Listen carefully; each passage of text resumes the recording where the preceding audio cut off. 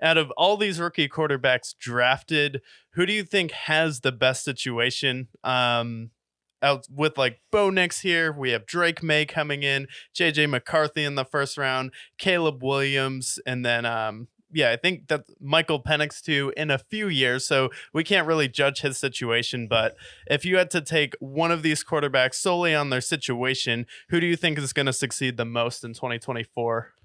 Honestly, I think it's going to be JJ McCarthy for me. And I say that because he has an offensive minded head coach who has proven to elevate. You saw what Kirk Cousins was in Washington. And then once when Kevin O'Connell came to Minnesota, how he elevated his game. So I think that JJ McCarthy for me feels the most limited of these quarterbacks. But what complements that is he has Aaron Jones at running back. He has J Jeff. He has Jordan Addison. And he has a really great tight end in TJ Hawkinson as well. And an offensive line that they're rebuilding at that point. So I think that they're in a situation where they need him to be a 28 touchdowns, 7 picks kind of guy and throw for 38 to 4,000 yards. And they might not compete in that division just because of how loaded it is, but they could be competing for that 7th seed and still making a run at the playoffs, even with their rebuild.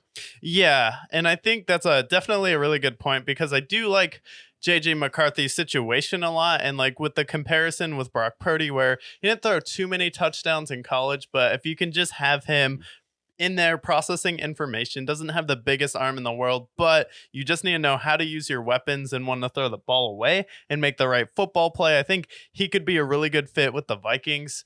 But thinking about like their situation and how much pressure is going to be on this quarterback to step right in and succeed right away. But also you have to think about how often is this quarterback going to be thinking about, I have to score at this moment right now, or my team is going to lose, or my defense is too bad to make a stop there. With the Vikings, I think their defense still needs a lot of work. So when I look at Drake May's situation, the Patriots defense has actually been pretty good over the past few years. And if we have Gerard Mayo continuing the same defense that Bill Belichick had, their defense has not been the problem.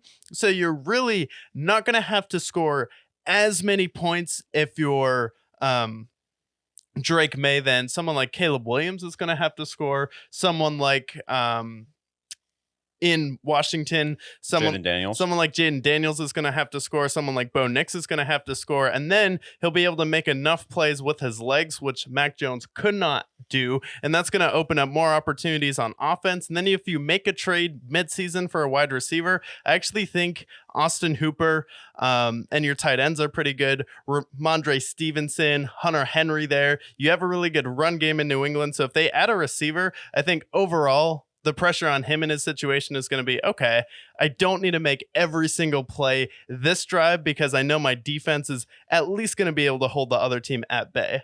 If you look at how bad that offense was, I mean, the only team that had a worse offense than the Patriots last year was Tepperville.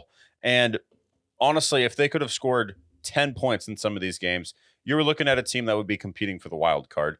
And that was given how awful their offense was. So that's a good point there because if he can score a touchdown a game and then Ramondre Stevenson or Antonio Gibson can score another one, with all these ways that they can take away the ball on defense and they can maybe get a field goal out of it, this is a team that's going to win a lot of these 17-14 games, 14-10, 10-6 sort of situations, where last year those were the games that they slipped away from because they couldn't score whatsoever. I think Drake May has probably the lowest expectations of these top 10 quarterbacks that were taken, given the fact that they're coming from somebody as bad as Mac Jones and how bad that offense was. Really, for him, as long as he's decent, they're going to be happy.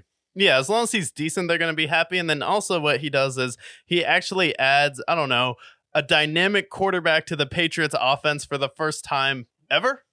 Like, we're talking about Cam Newton, who he was dynamic, but at that point, he couldn't throw the ball 15 yards down the field. It's like, okay, Cam can run it, but we still only have to play a box defense because we know they're not going to push the ball down the field. Mac Jones was a train wreck. Brady couldn't run, even though surgically he would do everything to you. Drew Bledsoe really couldn't run. So this is going to be the first time the New England Patriots will have someone like a Josh Allen who can actually move a little bit outside the pocket. And Ramondre Stevenson, Antonio Gibson, and their two tight ends are all really good. So you just need to add another receiver or two, and then this Patriots offense will be explosive. But I do think that defense being what it is, and if it is what it is the past few years, I think that's going to take a lot of pressure off of him because he's not going to feel like he needs to score every single drive, where Jaden Daniels is going to be like, whew, if I don't score here, we're going to be down 14. JJ McCarthy is going to feel like he has to score every single time.